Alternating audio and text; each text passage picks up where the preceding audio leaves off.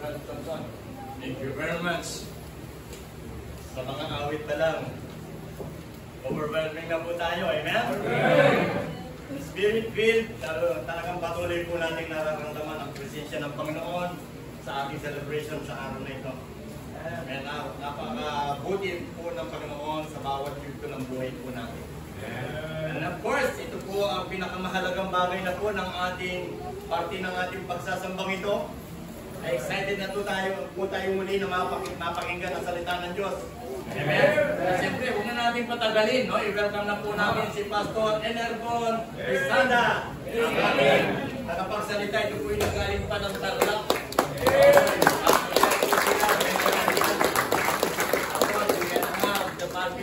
For the glory of God. So let's get rid of that sa bawat isa. Kami pinagpapasalamat sa Diyos sa mga pribilehiyo po at pinagkakalat ng Diyos sa atin. Kami na po ay ako ng simbahan na ito. Yung aming senior pastor, nandali po dito. Yung nanay ko po, member po dito. Kung ako po ay bata, inaalagaan din po ko dito ni Nanay Marlene. Magi po din na. Sa service, ang ating pinaka-senior pastor, Bethany Lising. Tayo nagpapasalamat sapagkat may nagsuko ng buhay. Kung nabagamat wala na siya, may nagpatuloy. Amen? At basta ang lumalago, hindi naman po ang ating panalangin. Tayo nagpapasalamat 47 years mabiyaya ang Panginoon. Maraming pinagdaanan, ups and down. Sabi nga ni Pastor, side by side. Ups and down na, side by side pa. Diba? Nakalipas na po yung transition period. Yes. Ako, ang ating Panginoong Pastor, and I believe ay nandun na yung ang Panginoon na nagpuspos sa kanya. Ako, bagamat ayaw niya man dati. Pero ngayon dahil tinawag siya ng Panginoon, sabi nga ng Diyos, when God called, He enables. Hindi man siya able sa tingin hindi siya able. Ako hindi man ako able, but God enable us. Ako, kaya tayo nagpapasalamat sa oras po ito. So ngayon po, di na po tayo magtatagal, tayo lahat dito tumayo. Madali lang po tayo. Sabi ni Pastor Gerald, 2 hours. Pero sa totoo lang po, 30 minutes na. Sige po, buksan po natin ang mga Bible. By all means, we will work till Jesus comes. Apo? Buksan po natin ating mga Bible dito po sa Ephesians chapter 2, verse 19 down to 21. Noong last 2 years po, ang aming tema rin sa aming church anniversary is by all means. Apo? Kahit ano man ang kinailangan, apo, maglilingkod tayo sa Diyos. Bakit tayo kailangan maglingkod? Minsan may mga tayo po ay sabi natin nag-iisip. Apo, kamukha po kahapon, meron tayong mga bisita. Ang goal po ng church po ito, apo, na mga tao ay magkaroon ng kaligtasan at makita nila ang kanilang buhay. Apo, kaya ito po nangyari sa atin mga kapatid. Kung tinanggap mo si Diyos sa iyong puso, ito po ang nangyari. Ephesians chapter 2 and verse number 19. Basahin po natin ang salita in verse number 22. Ay sabay-sabay po tayo. Sabi po ng banal na kasulatan dito sa verse 19. Now therefore ye are no more strangers and foreigners, but fellow citizens with the saints and of the household of God. Verse 20, kayo po, begin. Jesus Christ himself being the chief cornerstone. Verse 21, in whom all the building fitly framed together groweth unto an holy temple in the Lord. And verse number 22, sabay-sabay po natin bigkasin. Ready, begin? In whom ye also are built together for an habitation of God through the Spirit. Purihin po salita ng Diyos, lahat po ngayon po silid manalangin. Ama namin Diyos, sa pagpalad at hila sa lahat, kami po ay nagpupuri po, nagpapasalamat po Diyos, na kanina pa po umaga, ay nandoon po Diyos, ang iyong tagumpay na pinagkakalog po sa bawat mga gawain po namin. At sa oras po ito, O Diyos, patuloy po kami nagsasaya. Sa inyo pong biyaya, nagsaselebrate po, O Diyos, ang simbahan po ito ng 47 years ng inyo pong katapatan sa kanila pong buhay. Napatuloy, O Diyos, nakakatuloy lamang po kami dahil lamang po sa inyo pong abag at biyaya. Kaya dalangin po, O Diyos, na patuloy po pong kumilos sa atong banday spirito na ihangganin po ang puso po ng bawat isa. Na kanina pa po, O Diyos, na nakakawit ng mga awit ni makalangin. At ngayon, O Diyos, ihahayop po niyo po mga salita ng aming ikadalangin. Kayo po ang patuloy ng mga usap. Dalangin po, O Diyos, paunawa niyo po ang gusto pabatid sa buhay po ng bawat isa. Mula po sa pinakabata hanggang sa pinakamatanda. Nang sa ganun, O Diyos, maunawahan po namin kung ano po ba ang nais yung pabatid at magawa po namin habang kami po ay nabubuhay. kayo pong madakila, magbigay po kayo ng katagumpayan, banalin niyo pong lugar po ito, hindi po ako makita, kung hindi tago niyo po sa inyo pong krus, at patuloy mahigtas sa inyo pong banal na pangalan. Lahat po kami dalangin sa pangalan ni Jesus. Amen. Amen. Please be seated. So tayo nagpapasalamat sa Diyos sapagkat sa mga biyaya ng Diyos na po na pinagkakalip sa atin, na magamat nandun lamang po tayo sa kabataan, pero tayo po tinawag ng Diyos para tayo maglingkod sa Panginoon. Sabi ko nga mga kapatid, sa buhay po natin, minsan iniisip natin tayo para bang wala tayong halaga. Parang walang kwenta ang ating buhay. Pero alam niyo ba mga kapatid, kapag kayo nagpagaling sa Diyos, kapag kayo nagsimulang makinig ng salita ng Diyos, kapag kayo nagsimulang nagtiwala sa Panginoon, mag-iiba po ang kwento. Na po, bakit? Kasi yung mga imposibleng bagay, gagawin posible ng Diyos. Na po, kaya sa buhay natin mga kapatid, kung kayo tinanggap nyo ng Panginoon sa inyong mga puso, na sabi ng Panginoon, di na kayo yung mga estranghero. Kayo na iaging pinagkaisa, pinagkatipon dito sa gawain ng Diyos. By the way, sa aming mga bisita, na po, ang pinakakailangan po natin tanggapin si Kristo sa ating puso, amen? Sapagkat doon nagsisimula ang pagbabago sa puso. Na po, kaya nawa, sa buhay natin, unawain natin, ano bang nais ng Diyos?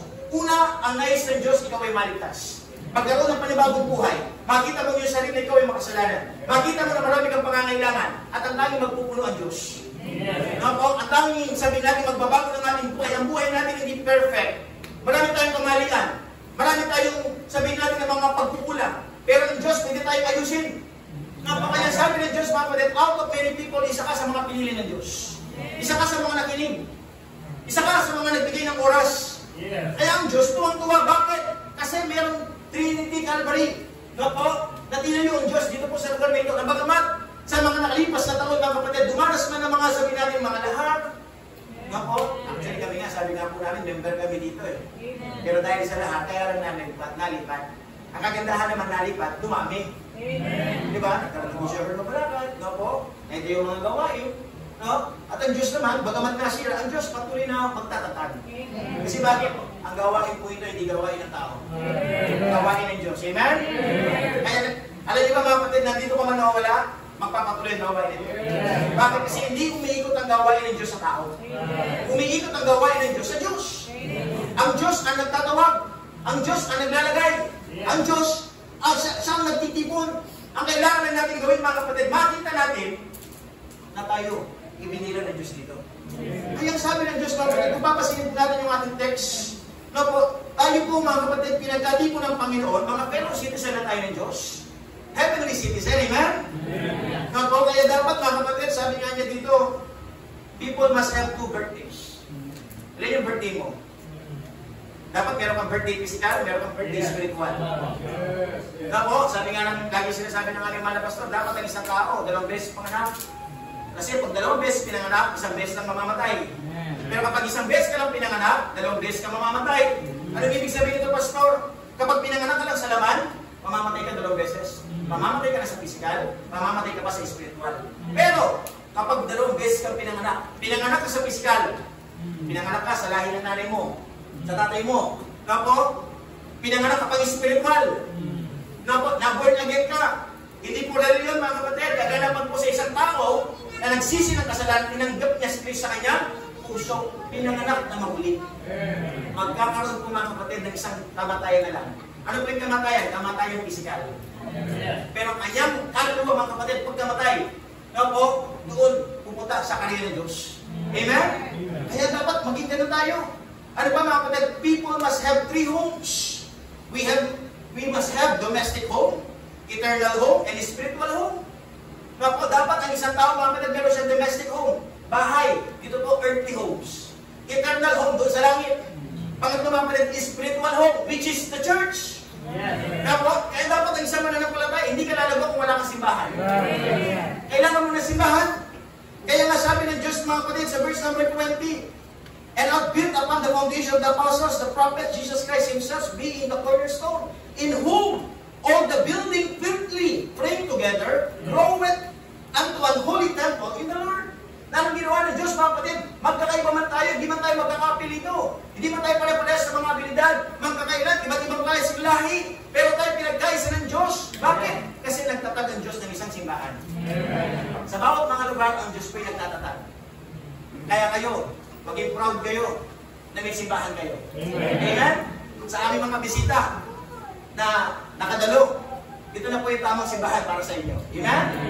Nga po, from Mexico pa lang, nga po, pumupunta dito. At ito po ang tamang simbahan para sa inyo sapagkat ang simbahan po ito ay nangangaral ng salita ng Diyos. Isa lamang ang ating gustong pasiyahan. Hindi pasikatan ng tao kung hindi pasikatan ng Diyos. Hindi pagkikinggan ng salita ng tao kung hindi pagkikinggan ng salita ng Diyos. Kaya dito po mga kapatid, sa pangangaral po ng mga simbahan natin, mga Bible Baptist, na po, kahit masaktan ka, sasabihin namin ang katotohanan. Bakit? Kasi sinasabi namin salita ng Diyos. Ang salita po ng Diyos, sabi po naman ng nakasulat, parang isang espada na dalawa ang tabak. Na po, na sabihin natin tumutusok sa puso ng tao. Kaya nga sa buhay natin mga kapatid, anong gusto mong simbahan? Yung simbahan na parang ini-ele, ha? Binibinig ka ba? Di ba? Yeah! Di ba? O sasabihin niyo tama. Ito correct ka doon sa mali. Nga po, kaya sabi ng Diyos mga kapatid, we must be proud nga po that we are in the right church. And the church is a place to grow. Sabi ko nga kanina, hindi ka pwede lumago na walang simbahan. Yung iba, nag-roaming around. Palipat-lipat. Papasyal-pasyal. Parang nag-drive-thru. Hindi ka na alam mo. Di ba nga, kapag lagi kang nag-drive-thru, sa mga, agad ka mamamatay. Di ba? Kasi puro chemical ang kinakain mo. Di ba? Ganun din po mga kapatid sa spiritual. Hindi pwedeng pa-drive-thru ka lang. Papasyal-pasyal kung saan ka mapagpad, doon ka magsisimba. Ito ang simbahan para sa'yo. Dapat kung taga dito ka, dapat maunawaan mo itong simbahan. Dapat itong plano ng Diyos. Church is a place to be strengthened. Ang simbahan ay lugar para lumakas. Gusto, malakas na ako. Kung palakasan lang mga kapatid, mas malakas na ako sa inyo. Energon. Diba? Energy mas happy. Ako, pero ang energo po mga kapatid, nagkakasakit ko. Ako, so, kidding aside mga kapatid, church is a place to be strengthened. Kailangan natin magpakalakas. Bakit? Kasi gusto na natin kaaway, talunin tayo. Talunin tayo ng problema, talunin tayo ng pagsubok, talunin tayo ng karamdaman. Amen. Kaya minsan marami mga mananampalataya sila napapalayo. Bakit? Kasi akala nila napapabayaan sila ng Panginoon. Hindi. Kaya mo nararanasan yan ng Diyos. Sabi ng Panginoon, may purpose. Ang gusto ko, ikaw ay tumatag. Ang gusto ko, sabi ng Diyos, nakakaranas ka ng mga pagsubok, problema, mga karamdaman, para ikaw ay mas lalo magtiwala sa akin. Ang sabi ng Diyos. Nang sa iyong buhay, makikita mo, lumalakas ka, tumatatag ka. Bakit? Kasi may hinayaan ng Diyos. Piniprepare tayo mga kapatid. Ako, ayaw pansinin niyo po mga kapatid, ang gawain ko ito sa biyaya ng Diyos. Napakaganda. Sino ba nasisiyan pag gumaganda ang gawain ng Diyos? Hindi ko pa dapat ang mga miyembro. Anong ibig sabihin? Ibig sabihin, nagpa-function ka. Ibig sabihin, nandun ka, may ginagawa ka. Ako, ang ibig sabihin mga kapatid, nandoon, yung bang ginagamit mo, kung ano yung pinagkaalam ng Diyos sa'yo. Na hindi ka lamang basta palamuti. Ako, kaya sabi ng Panginoon mga kapatid, pasalamat ka, may simbahan ka. Pasalamat ka, may pastor ka, amen? Pasalamat ba kayo, may pastor kayo? Hindi mo ba kayo naranasan niyo? Napakahirap na walang pastor. Matayin tayo, ang ating pastor dito ay pumanaw. Dahil ang kanya kung inabilin ay wala pa. May hirap ang walang pastor. Pero ngayon may pastor na. Ano kailangan gawin sa pastor? Mahalin. Ano kailangan gawin sa pastor? Sundin. Ano kailangan gawin sa pastor? Ibakap. Huwag mong tatadyakan, amen? Hindi mo itutulak. Iiwan, amen? Sapagkat ang pastor ay galing sa puso ng Diyos. Nako, kaya sabi ko nga mga kapatid, sa buhay ko ng bawat isa, kailangan maunawaan po natin, what is the purpose of our God? Bakit tayo nandito? Sabi nga ng ating tema, by all means, we will serve the Lord. Ano man ang kainatnan, ano man ang mga pinagdadaanan, minsan marami mga tao, nagdadahilan. Marami mga tao, sabihin natin, ang dami nilang sinasabi. Ang dami nilang ginagawang, ano po kasi. Sabi ng Diyos, kailan mo mawawala yung mga dahilan? Minsan sabi ng tao, Pastor, a-attend na po ako pag hindi na po ako busy. Ano kailan makagiging busy? Para pag yung tao sabi niya, Pastor, magbibigay po ako kapag may sobra. Kailan pa magiging sobra? Tama ba? Nasabi ng Diyos, mga kapatid, maling kaisipan, maling prinsipyo sa ating mga buhay. Kaya dapat mga kapatid, tayo mamulat sa katotohanan. Hindi na tayo estranghero sa bawat isa. Kilala na natin, tayo po'y magkakapatid sa Diyos. Amen? tayo sa Diyos, hindi po tayo magkakaaway. Ang kaaway po natin isa lang. Si Satanas. Huwag po kayo titingin sa katabi. Hindi po yan. Hindi yan. Apo, tingin lang kayo dito. Apo, isa lang ating kaaway si Satanas. Hindi natin kaaway si Pastor. Minsan tayo nagdaramdam, ba't si Pastor ako na naman ang pinatamaan? Ako na naman ang nakita. Mga kapatid, hindi po kalabas si Pastor. Ang pastor, mga kapatid, ang trabaho ng mga lingkod ng Diyos to challenge people. China-challenge ka na magbago. China-challenge ka na magtuwid ng buhay. China-challenge ka na yakpag mong yung pananampalataya, not to destroy your life. Hindi para sirain yung buhay. Sino bang masisira ng mga lingkod ng Diyos? Masisira ang buhay ng isang miyembro, ng isang kabataan. Na po, tayo nalulungkot kapag may mga kabataan na hindi nakikinig. Ano nangyari? Nandoon, ng buhay ng mali. Na po, nalugmok sa kasalanan. Pero dumating po yung punto, bumalik siya, tatanggapin pa rin ng pastor. Bakit? Kasi nga po ang gawain ng Diyos, ang simbahan po ito, to restore people. To restore relationship. Amen? Kaya sa buhay natin mga kapatid, kailangan tayo magpasalamat. May simbahan tayo na magamat na lahar, na-spread yung mga members. No po? Pero tinipon muli. At nagkaroon ng panibagong miyembro. No po? Nagtatang ng panibagong simbahan. Hindi imagine, napakaganda ng simbahan. Kung sa labas, parang ano tayo pastor kahapon, di ba? Akala nila, di ba? Bahay lang. Pagkapasok nila, ginikilaw na sila. Di ba? Nag-evangelistic po kami kahapon dito. To God be the glory. Napuno po. Napo, sabi nga ng Biblia, isa lamang ang tatanggap sa Panginoon. Meron ng kasiyahan sa langit. How much more pa yung marami? Di ba? Kaya ito po mga kapatid, tapos napaiyak pa yung iba, talagang natakot. Hindi ka ba lang natatakutin? Makakapagod mo yung hikir mo. Nakikita mo yung mga nasusunog. Umihiyaw. Di ba? Kaya nandun pa lang, na-prepare ng kanilang puso.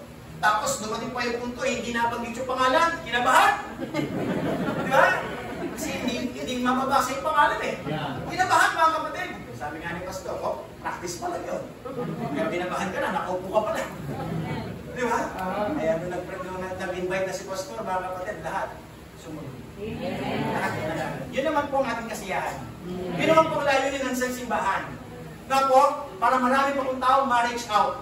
But the question this morning, mga kapatid, by all means, the question is this. Na po, are you a real member of this church? Yes. Totoo ka bang miyembro ng simbahan eh? Listen, Pastor. This is the message, mga kapatid. Are you a real member or just an attender? Minsan ang tagal na natin sa simbahan, member ka na, pero parang attender ka na. Nang ibig sabihin mga kapatid, ang attender mga kapatid, ano lang siya, spectator lang siya. Always in the sideline. Ang sabi nga, members are involved in the ministry. Kapag gusto po makita nyo mga kapatid, i-differentiate natin, are you a real member or just an attender? Nasasabi kang member pero parang attender ka lang. Nagpupuno ka lang ng uwan. Na po, tingnan natin mga kapatid, yung attender, spectator.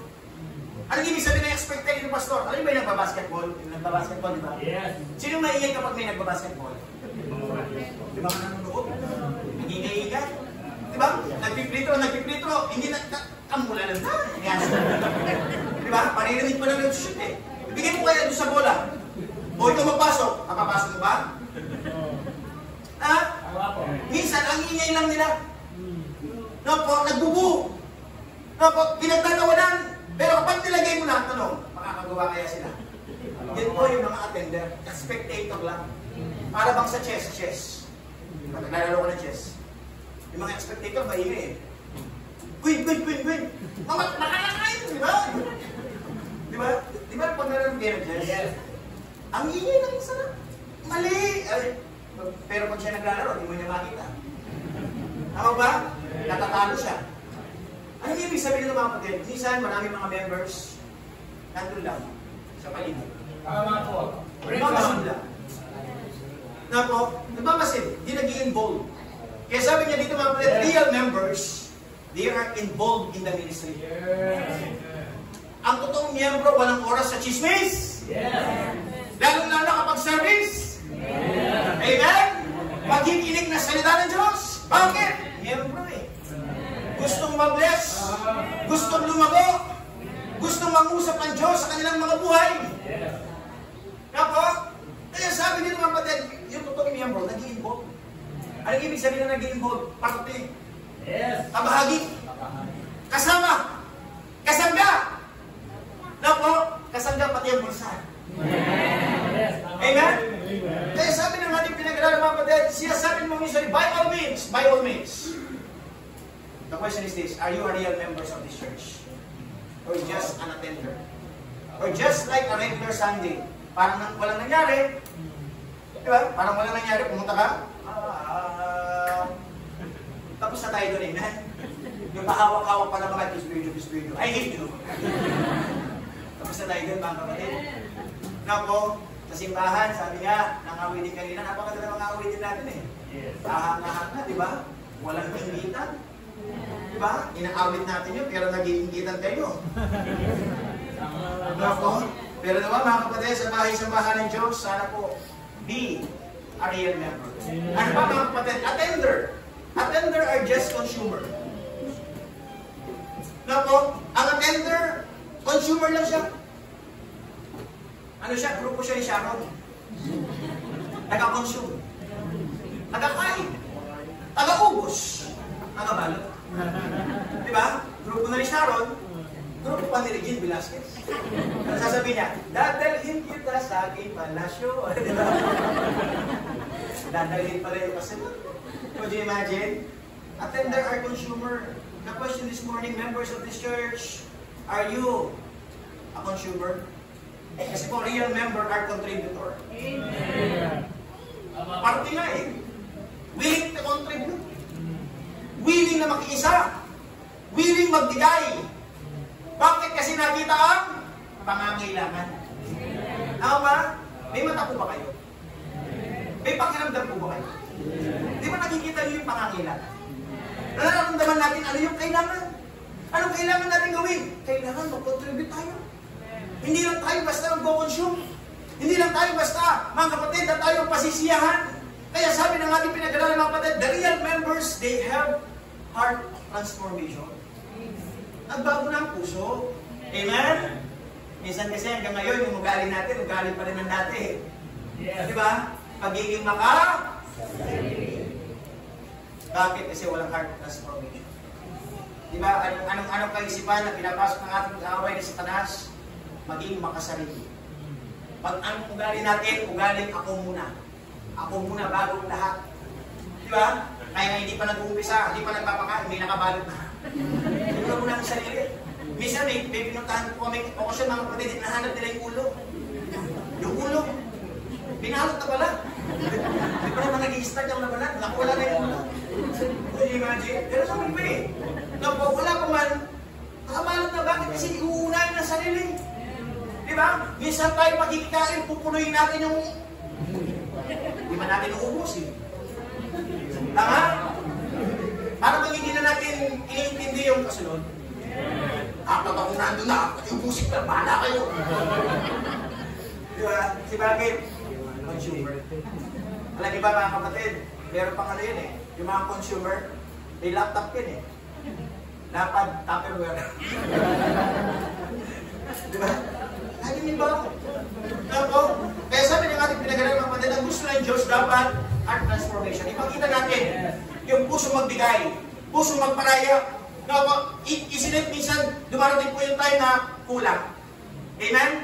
Kaya bilang member, magpaparaya ka, bibis nila eh. Diba? Unawain yung sarili. Uunahin mo muna sila. Diba? Kasi kami may pagkain naman sa bahay. Uunahin ko muna. Ay, pero iba hindi. Ay, bahala ni Pastor, yung mamubla no. Diba? Bakit ni Pastor, pasaya rin yung maroketa. Diba? Imagine, dapat di tayo mag-ganun. By all means, amen? By all means, be a real members of the church. 47 years, malapit na po kayo mag-50 years. Magandaan po natin yung 50 years, amen? Golden.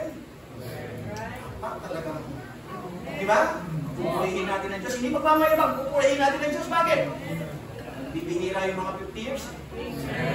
Diba? Sabi ko nga po sa inyo, kami 7 years pa lang. Pausbong pa lang. Tapos, pausbong pa lang. Pa-take out pa lang eh. Pero, kayo po kahit 7 years pa rin, pa-take out pa rin. Kasi lahat naman tayo, isipin natin lahat, lagi nagsisimula. Nako, sapagkat yun na nais ng Diyos. Ano ba mga kapatid? Kaya sabi po ng ating pinag-aralan mga kapatid, what are you in this church? A member or an attender? A member involved in the ministry. A member, contributor. A member, sacrificial, nagsasacrifice siya. Yung member, they are committed. Nako, kaya sabi ng ating pinag-aralan mga kapatid, we are real members of this church. Ako po'y natutuwa. Yung nakikita ko dati, mga kabataan pa sila, pero ngayon, may asawa na. Yes. Alam niyo po ba na nag-asawa kayo, di po nag-iba yung membership. Member pa rin po kayo dito, amen?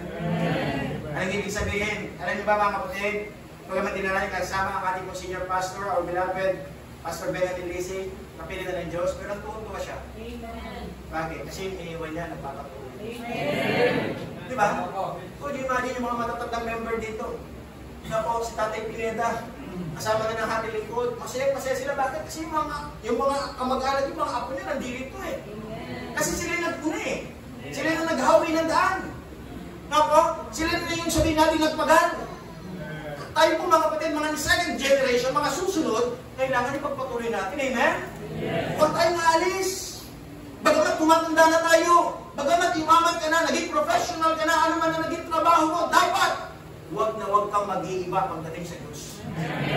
Kasi hindi tayo nag-iiba pagdating sa Diyos. Ano tayo? Mga lingkod tayo ng Panginoon. We are all servant of God. Di ba? Nakakalugod po kasi mga kapatid, nagkaroon na ng pera. Nagkaroon ng sasakyan. Hindi na makapunta na simbahan. Nagkaroon ng mga trabaho, naging busy na. Pero ang Diyos, lagi siyang umaasa. One time, babalik ka. Papakita mo, member ako ng Body of Christ. May simbahan kami. May pastor kami. Kaya ang gagawin ko, susuporta ako sa gawain ng Diyos. Bakit? Kasi talagang member naman ako dito eh. Kaya po, I repeat mga kapatid, attender, they're just as spectator, consumer, only in the sideline. Tapos crowd lang sila. Padami lang yung mga attender. Yes. Yun lang sila. Tagapagmasid, diba? Taga-tinimay, manyaman. Kaya naman manyaman, pero at yung makabala. Diba? Yung bang sasabihin niya, ay, yung masunting, hindi maganda. Tabingi. Diba? Kasi naghahanap yung mga attender, naghahanap na ngayon eh. Dito sa... Diba? Ba't hindi niya kaya ayusin? Nakita yung tabingi. Diba? Para bang sa isang salamin, sa isang picture, diba? Minsan may nakasabi, tabingi. Tama, hindi pantay. Pero pagtawa, hindi sila marunong, tabingi oh. Diba? Pero kung totoo ang member, ayusin mo. Ikaw kikilos. Kasi bakit? Nakita mo eh. Yun yung purpose. Kaya tayo may paningin. Para makita natin kung ano dapat ayusin. Para makita natin anong dapat natin maguhin. At tayo maging kasagutan. Amen? Hindi yung kasunod. Para bang yung ano eh. Nakapulot ng dahon. Ay nakapalat ng sabi. Nakita niya na. Hindi mo pinulot. Kasunod na lang yung pulot yan. Diba? Nilampasan. Ano nangyari? Slide ng kanyang mama. Diba? Yeah. Slide. Pero kung ginawa niya, hindi sana mag-slide. Ano ba? Natamahan pa dito, kailangan pa maoperahan. Ikaw na ang kasagutan, nakita mo na. Amen? Yeah. Pag pinakita na ng Diyos, pinangalam na ng Panginoon kung ano dapat mong gawin mo na. Huwag mo nang ipagpabukas. Huwag mo nang sasabihin, sina brother na lang. Ako, dito muna ako. Natapos muna ako yung pastor. Baka ako na naman ang tatawagan, mga men. Di ba? Mga men, nakikinig ba kayo mga men? Amen! Yung sa likuran nyo sa likuran, nakikinig ba kayo yan? Diba? Minsan yung mga men yung ano eh, hinahanap si pastor. Saan si pastor? Nandun si pastor? Ay, nandun si pastor dito. Baka pumakita eh. Pero hindi eh. Ang totoong member, sasabihin niya, Pastor, ano papagawa niyo po, pastor? Doon ako sa nakikita ni pastor para pag kailangan niya ako, sisinyas na lang niya. Alam mo ba? Dapat ganun tayo. Yun ang gusto ng Diyos eh, by all means. Nako, sa lahat ng pagkakataon sa ating buhay, matuto tayong sumunod, ipakita natin mga kapatid ang ating puso. Ang puso hanggang paglingkod, hindi lang pagparami, hindi lang palamuti, kung hindi dapat talaga nagagamit sa gawain po ng Panginoon. Amen po ba? Diyan po ba kayo? Sabi po dito mga kapatid, pwede ka maging estudyante na hindi ka nag-aaral. Ako ba? Pwede ka maging sundalo na hindi ka pumasok sa pwede lahat yan eh. Ako, pwede kang maging writer. Kahit walang bumili ng libro mo. Ano ba? Pero alam niyo ba, hindi ka pwede maging lumalaging Kristiyano kung wala kang simbahan. Amen. You need the church. And this is the right church for you. Kailangan natin mga kapatid sa buhay natin na tayo ay sabihin natin maging malakas, maging matatag. Paano tayo tatatag? Kailangan natin ng salita ng Diyos. Kailangan natin na lingkod ng Panginoon na siya magiging dahilan para tayo makaunawa ng mga bagay-bagay. Yeah. Kasi nga, sabi ng Panginoon, mga kapatid, Matthew chapter 28, verse 19 and 20, Go ye therefore and teach all nations, baptizing them in the name of the Father and of the Son and of the Holy Ghost. Ang kasunod pong verse, mga kapatid, teaching them to observe all things whatsoever I have commanded you, and lo, I am with you always, even unto the end of the world. Nagawag ng mga lingkod ng Diyos para kayo manalangin. Yes. Na po, kaya po nga kami mga kapatid, bilang mga lingkod ng Panginoon, nandoon, lagi po kami umaalis ng nangaral kahit na malayo. Bakit? Kasi gusto namin masunod ang kalooban ng Diyos. Tayo naman mga kapatid, inuulit ko po, huwag niyong isipin, kalaban niyo ang pastor. Huwag niyong isipin, hindi niyo kailangan ng pastor. Huwag niyong isipin, huwag kayong maghanap ng mga magagaling. Bisa naghahanap tayo magaling. Alam niyo ba mga kapatid, si Pastor Joel Lising, siya yung tamang pastor dito sa simbahan. Di ba? Siya yung magaling. Minsan kasi mga kapatid, ang paningin ng tao iba eh. Kasi ang paningin ng tao, naghahanap siya magaling, professional, edukado, kilala. Paningin ng tao yun. Pero paningin ng Diyos. Amen? Sabi mo nga kanina, kapag tumawag ang Diyos, maging able siya. Though we are not able. Ang bayan, maraming salamat kay Brother Tonton na naging katuwa. May Tatay Dumay na naging katuwa. Amen? Sa tingin niyo po ba, kaya lang ba ni Pastor mag-isa? Hindi, kailangan niya ng kasama. Kailangan niya ng kasama. Kaya nandyan yung mga men natin, no? Diba, yung mga tatay natin, patayin nga natin yung mga tatay natin, mga PSG natin. Si Pastor, si Kierkegaard, diba? Ako, kayo po yung inaasahan ng Diyos dito, mga tatay, amen? Makakakuha po kayo, ang mga tatay po, mga kapatid sa simbahan, sila po yung haligi. Amen? Kasama dapat ni Pastor, kasangga, na po, at kasama nagpaplano. Hindi lang basta nagpaplano. Na po, sinasamahan sa proseso. Lagi namin sinasabi, maraming mga members, minsan, kasama lang sa picture.